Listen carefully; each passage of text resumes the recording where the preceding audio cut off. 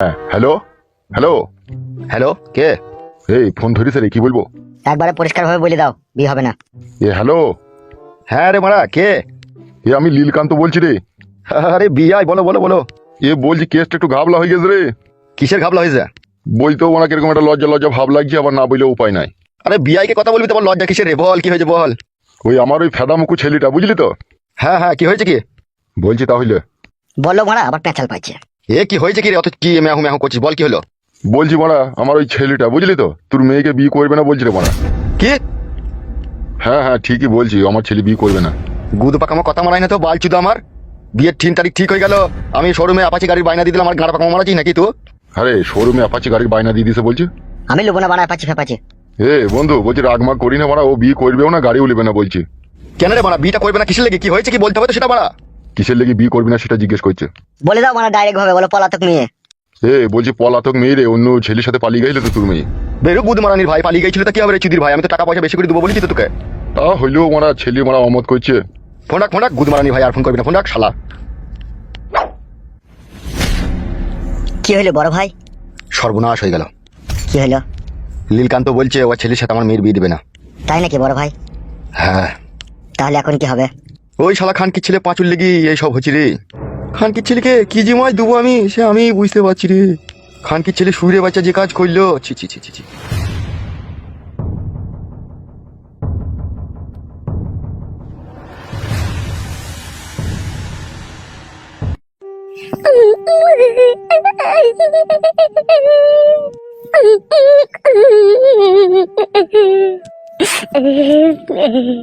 প্রীতি শিখাইয়া ভাসাইয়া গেলা, ফিরা তো আর আইলা না বন্ধু, ফিরা তো আর আইলা না। আমার মনের আগুন জলে দ্বিগুণ, পানিতে না নিভাইয়া প্রীতি শিখাইয়া ভাসাইয়া গেলা, ফিরা তো আর আইলা না বন্ধু, ফিরা তো আর আইলা না। কেন তুমি মিথ্যে আমায় স্বপ্ন দেখালে, কোন অপরাধে তুমি সাজায় আমায় দিলে। আর সহ্য করতে পারছি না, বুকের ভিতরে কি নিদারুণ যন্ত্রণার পাহাড় তৈরি হইলে ভালোবাসতেছে। হাসিনার আয়না ঘর আর আমার কাছে এই গোডাউন এক সমান রে মারা। ভালোবেসে কি মুসিবতে পড়লাম রে। বাড়িতে আমার জন্য আমার মা বাবা অস্থির অস্থির চিন্তায় পড়ে আছে। আমি ছি ছি ছি ছি, কি অন্যায় করলাম ওকে ভালোবেসে রে। শালা একটা মুচিদের মেয়েকে ভালোবাসে জীবনে সুখ পেতাম রে। শালা বড় লোকের মেয়ে দেখতে গিয়ে, পয়সা দেখতে গিয়ে শালা পুঙ্গায় আজ পায়ে ঢুকে গেল রে। শালা জিন্দিগিটা পুরো লাল হয়ে গেল রে। কিরে মারা, তোর তো ঘায়ের উপরে আবার বিষ ফোড়া হয়ে গেল তো। কেন, কি হয়েছে? তোর ওই চুলবুলিটার বিয়ে ভেঙে গেছে রে মারা। এমএলএ সাহেবের মেয়ের? আবার এমএলএ সাহেবের মেয়ে মারছিস কেন? তুই লাভ হারবে? তুই যাকে ভালোবাসতিল সে।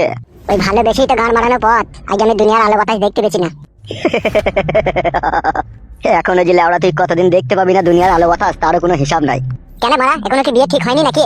না বে লেওড়া চোদা, ঠিক হয়েছিল, ভেঙে গেছে আবার। এই বাড়া রে। যতদিন পর্যন্ত বিয়ে না হবে ততদিন তোকে এই গোডাউনেই থাকতে হবে। সে তো মারা বুঝতে পারছি, তার বিটাই এমএলএ সাহেব তাড়াতাড়ি দিচ্ছে না কেন ওর মেয়ের? লেওড়া চোদা, গাড়ে হুড়কু দিস এমএলএ সাহেবের মেয়ের, সেটা জানাজানি হয়ে গেছে গ্রামে, বুঝতে পারছো? ওই জন্য বিয়েটা ভেঙে গেল। এই বাড়া কি কাজ হচ্ছে? ছি, ছি, ছি, ছি। কি কাজ হয়েছে? এমএলএ সাহেব তোর উপর আর চড়ার হয়ে রেগে গেছে। তাই নাকি? হ্যালো চুদনা। তাহলে মারা এখন কি হবে? যতদিন না এমএলএ সাহেবের মেয়ের বিয়ে না হয় ততদিন ডাল সিদ্ধ আর রুটি খেয়ে এই গোডাউনে ভরা থাক।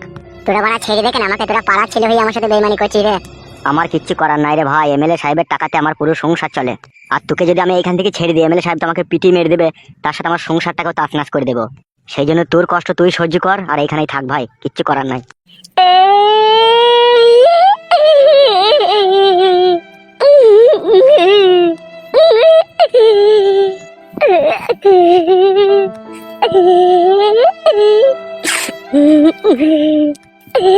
বড় কি কাজ হলে ভালোবাসতেছে।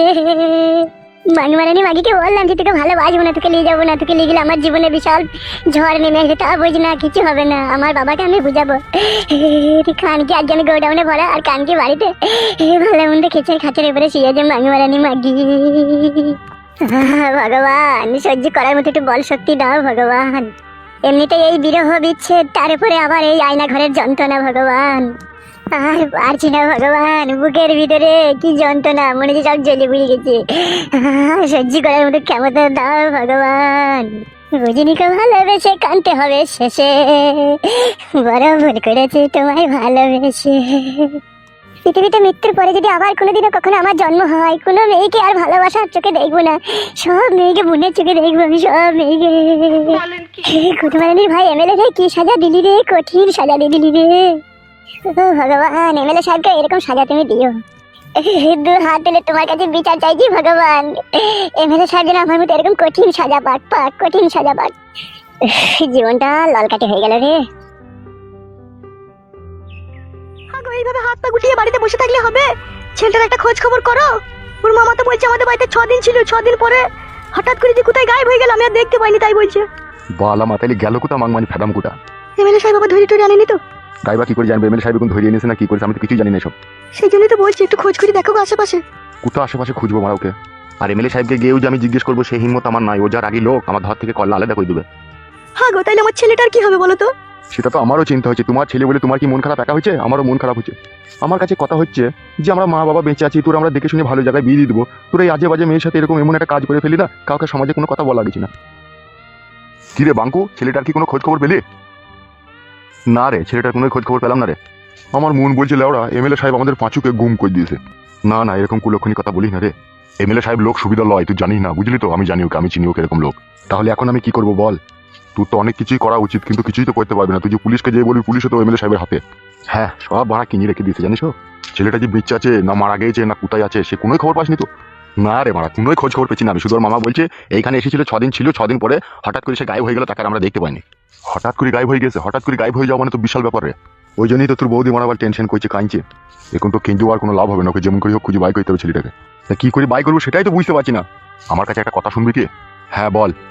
বলছিল ওরা এমএলএ সাহেবের যেসব গোপন গোপন জায়গাগুলো আছে, গোডাউন গুনা, ওইগুলাতে একটু কান লাগিয়ে দেখিনি কোনো জায়গায় তাকে বেঁধে ফেঁধে রেখেছে নাকি? কি বলছিস সেসব? তো এমএলএ সাহেব বেঁধেও রাখবে গোডাউনে? আমার তো মারা সেই রকমই মনে হচ্ছে। তুই এক কাজ কর, আমার কথা শোন, আমি যেটা বললাম সেইভাবে তো আবার খোঁজ করে দেখ। কাউকে কিছু বলার দরকার নাই, চুপে চুপে এমএলএ সাহেবের যেসব গোডাউন গুলো আছে ওইগুলাতে জানলার ধারে ধারে একটু কান লাগিয়ে লাগিয়ে শুনবি। যদি সে ভিতরে ভরা থাকে একবারও তো মাঝে মধ্যে চিৎকার করবে। ঠিকই বলেছিস তুই। হ্যাঁ গো হ্যাঁ, বড় ভাই ঠিকই বলছে। তুমি আর বসে থেকো না, বাড়িতে যাও, তুমি একবার খোঁজ খবর নিয়ে দেখো, যাও। আমার আর মন মানছে না আমার ছেলের জন্য, তুমি একবার খোঁজ নিয়ে দেখো, যাও। ঠিক আছে ঠিক আছে, তুমি মন খারাপ করো না, আমি চললাম, তুমি বাড়িতে থাকো। বেশ ঠিক আছে, যাও তুমি।